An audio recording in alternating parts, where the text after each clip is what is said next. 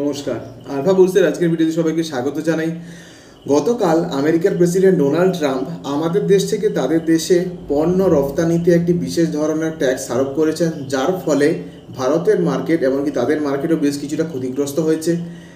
তো দেখে নেওয়া যাক পুরো ব্যাপারটা কি আর কতটা পরিমাণে ট্যাক্স আরোপ করা হয়েছে। মার্কিন প্রেসিডেন্ট ডোনাল্ড ট্রাম্প 2রা এপ্রিল বিশ্বের বৃহত্তম অর্থনীতির এই বাণিজ্যিক অংশীদারদের উপর ব্যাপক পাল্টা শুল্ক আরোপের ঘোষণা করেন। ট্রাম্পের মুক্তি দিবস ঘোষণায় কোনো দেশে নির্দিষ্ট ব্যতিক্রম ছিল না, কারণ তিনি 180টিরও বেশি দেশের জন্য নতুন শুল্ক হার ঘোষণা করেছিলেন। দেশ নির্দিষ্ট শুল্ক ছাড়াও ট্রাম্প 10% বেস লাইন শুল্ক আরোপেরও কথা ঘোষণা করেছিলেন। তবে তিনি অন্যান্য দেশ মার্কিন পণ্যের উপর যে হারে শুল্ক আরোপ করেছিলেন তার মাত্র অর্ধেক হারেই পারস্পরিক শুল্ক আরোপ করেছিলেন।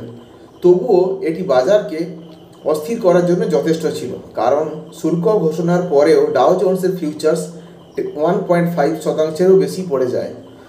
তিনি ভারতের উপর 26% পারস্পরিক শুল্ক আরোপের কথা বলেন, যা মার্কিন আমদানিতে ভারত আরোপিত হারের অর্ধেক। এছাড়াও ট্রাম্প দেশে অটোমোবাইল আমদানির উপর 25% ট্যাক্স আরোপের কথা ঘোষণা করেন, যা টাটা মোটরস এবং সম্বর্ধনা মাদারসনের মতো অটো স্টকগুলিতেও প্রভাব ফেলতে পারে। ভারতের শেয়ার মার্কেট এর ফলে কীভাবে ক্ষতিগ্রস্ত হতে পারে দেখে নেওয়া যাক, অথবা কী প্রভাব পড়তে পারে। ট্রাম্পের শুল্ক তাৎক্ষণিকভাবে নেতিবাচক প্রতিক্রিয়া সৃষ্টি করতে পারে, যেমনটি গিফট নিফটির 1.5% পতনের মাধ্যমে প্রতিফলিত হয়েছে। আইটি এবং অটোমোবাইলের মতো খাতগুলিও বিক্রির চাপের সম্মুখীন হতে পারে, তবে মাঝারি থেকে দীর্ঘমেয়াদী বাজার এই প্রভাব বহন করার সম্ভাবনা রয়েছে। তবে বিশেষজ্ঞরা উল্লেখ করেছেন যে ট্রাম্পের শুল্ক অর্থনীতিতে উল্লেখযোগ্য নেতিবাচক প্রভাব ফেলতে পারে না। দেখা যাক ভবিষ্যতে কী পরিমাণে এর প্রভাব পড়তে পারে। দেখা হচ্ছে পরের ভিডিওতে। সবাই ভালো থাকুন, সুস্থ থাকুন।